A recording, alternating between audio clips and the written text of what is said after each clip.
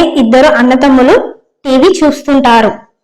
ఇంతలో బంటికి ఒక సందేహం వస్తుంది. బంటి చీకుతో ఇలా అంటాడు, అన్నయ్య అన్నయ్య, మనం ఊటీ ట్రిప్ కి ఎప్పుడు వెళ్తున్నాం అంటాడు.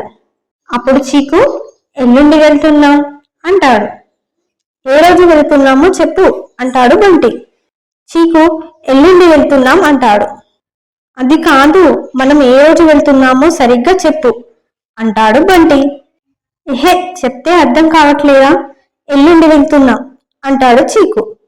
నీకే సరిగ్గా చెప్పడం రావట్లేదు, పైగా నన్ను అంటున్నావా అంటాడు బంటి. అప్పుడు ఇద్దరి మధ్యలో ఒక ఫైటింగ్ స్టార్ట్ అవుతుంది.